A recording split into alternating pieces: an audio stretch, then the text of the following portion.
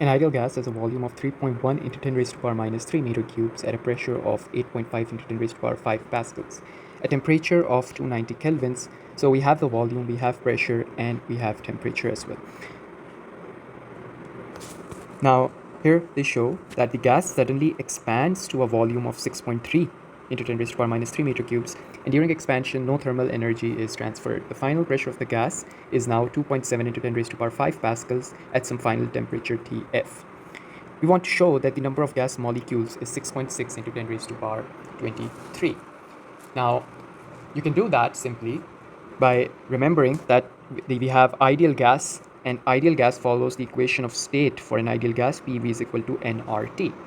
Now, we want to find the number of gas molecules. What is number of gas molecules? It's the value for capital N. Now, I know what relates small n and capital N is the Avogadro's constant. We know that capital N is equal to N times NA. So small n is just N over NA, which means I can replace it in this equation by N over NA times RT. Now I have all the values, right? And so I can put them in over here. For pressure, it's 3.1 into 10 raised to power minus 3 pascals. Then you have volume, which is 8.5 into 10 raised to power 5 pascals, is equal to, sorry, not pascals, meter,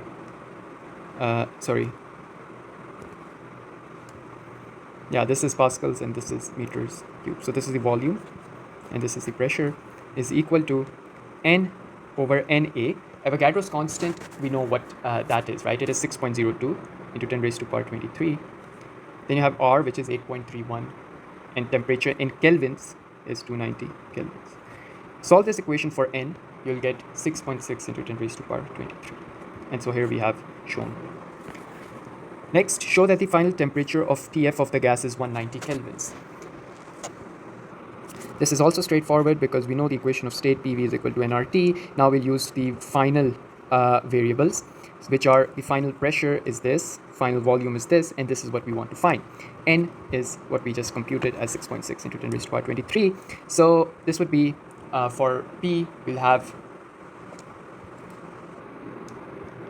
so this would be 2.7 into 10 raised to power 5 pascals multiplied by the volume, expanded volume, which is 6.3 to 10 raised to power minus 3, is equal to 6.6 into 10 raised to power 23 into 1.38 into 10 raised to power minus 23 times D.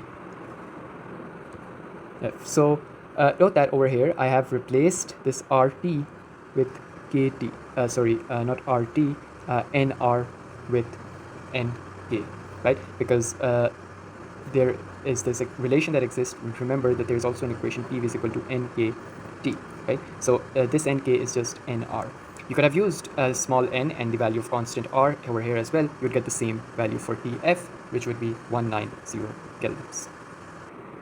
Next, they say that the average translational kinetic energy of a molecule of an ideal gas is given by this, where T is the thermodynamic temperature, K is the Boltzmann constant. Calculate the increase in the internal energy of the gas. So the increase in the internal energy of the gas, what is happening? The temperature is increasing, the temperature is rising.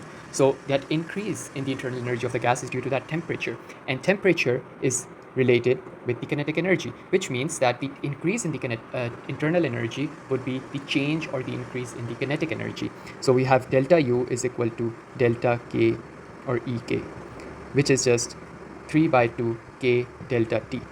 Now 3 by 2 K is 1.38 into 10 raised to power minus 23, and then you have the changes in temperature, right? Now this will be 190 minus 290, and now remember that this is for one particle, for one number of molecule of the gas. So for n number of molecules of the gas, we would just multiply delta U times n. So this would give me 3 by 2 into 10 raised to power, into 1.38 into 10 raised to power minus 23 times 190 minus 290 times 6.6 into 10 raised to power 23. So this gives me the change in internal energy as minus 1400 joules.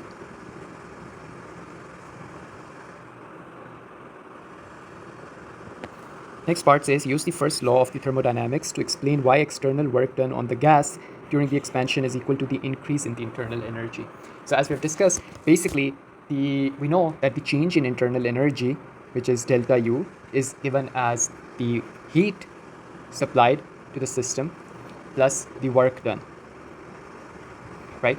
Now we know in the problem statement there is no heat that is being supplied or removed from the system, so Q is 0.